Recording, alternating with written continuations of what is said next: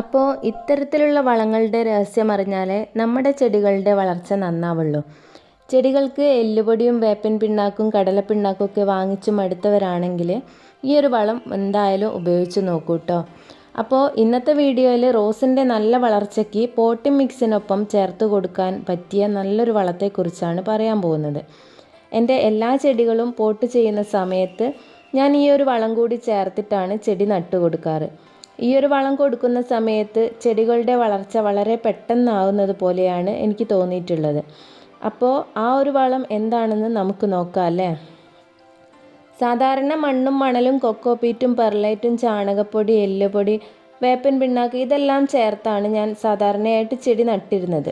അതിനൊപ്പം തന്നെ പിന്നീട് ഈ ഒരു വളം കൂടി ചേർത്ത് കൊടുക്കാൻ തുടങ്ങിയതിൽ പിന്നെ ചെടിയുടെ റിസൾട്ട് ഫാസ്റ്റാണ്. അപ്പോൾ ഇതാണ് ആ വളം, സൂപ്രമീലാണ് കേട്ടോ. ഈ ഒരു വളം ഞാൻ എപ്പോഴും പോട്ടി മിക്സിനൊപ്പം ചേർക്കാറുണ്ട്. ഈ ഒരു വളം ചേർക്കുമ്പോൾ ചെടിക്ക് നല്ല ഗ്രോത്ത് വരുന്നതായിട്ടും തോന്നിയിട്ടുണ്ട്. പിന്നെ സ്ഥിരമായി ഞാനിത് ഉപയോഗിക്കാറുണ്ട്. ഇത് ശരിക്കും ഒരു ഓർഗാനിക് വളമാണ്. ഈ ഒരു വളത്തിൽ എല്ലുപൊടി വേപ്പിൻ പിണ്ണാക്ക് ലെതർമീൽ എന്നിങ്ങനെയുള്ള വളങ്ങളൊക്കെ അടങ്ങിയിട്ടുണ്ട്. ഇത് ചേർത്ത് കൊടുക്കുമ്പോൾ ചെടിയുടെ ആദ്യ വളർച്ചാഘട്ടം വളരെ പെട്ടെന്നാണ്. അതുപോലെ ഇതിലടങ്ങിയിരിക്കുന്ന ഫോസ്ഫറസ് ചെടിയുടെ പുതിയ വേരുകൾ വേഗത്തിൽ വളരാൻ സഹായിക്കുന്നുണ്ട്. അപ്പോൾ വേരുകൾ എത്രത്തോളം ശക്തമാവുന്നോ അത്രത്തോളം ചെടി നല്ല ആരോഗ്യത്തോടെ ഇരിക്കും.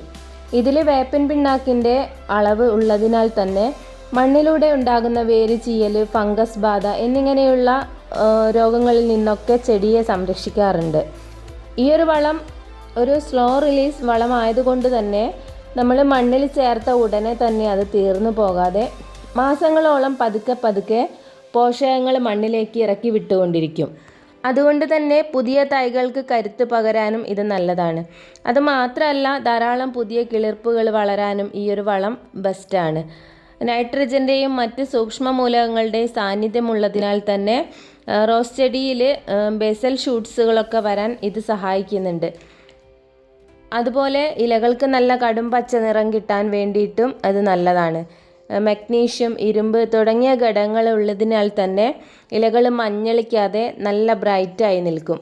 അതുപോലെ തന്നെയാണ് പോട്ടി മിക്സിൽ ഈ ഒരു വളം അടങ്ങിയതിനാൽ ചെടി പൂവിടുന്ന സമയങ്ങളിൽ അതിനാവശ്യമായ പൊട്ടാസ്യവും കാൽസ്യവും ഒക്കെ മണ്ണിലുണ്ടായിരിക്കും. ഇത് പൂക്കളുടെ വലിപ്പം കൂട്ടാനും നിറം നല്ല ബ്രൈറ്റ് ആക്കാനൊക്കെ സഹായിക്കുന്നുണ്ട്.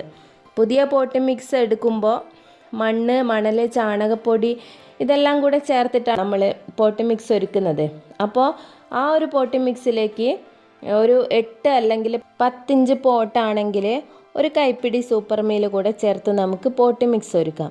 അതുപോലെ മുന്നേ നട്ട ചെടികൾക്കാണെങ്കിൽ ഒരു 2 സ്പൂൺ വീതം നമുക്ക് മാസത്തിലോ അല്ലെങ്കിൽ 15 ദിവസം കൂടുമ്പോഴോ നമുക്ക് ഈ ഒരു വളം ഇട്ട് കൊടുക്കാം. അത് നല്ലതാണ് കേട്ടോ. അപ്പോൾ ഈ ഒരു വീഡിയോ ഇഷ്ടമായാൽ ലൈക്ക് ചെയ്യുക. മറ്റൊരു വീഡിയോയുമായി കാണും വരെ എല്ലാവർക്കും താങ്ക് യു.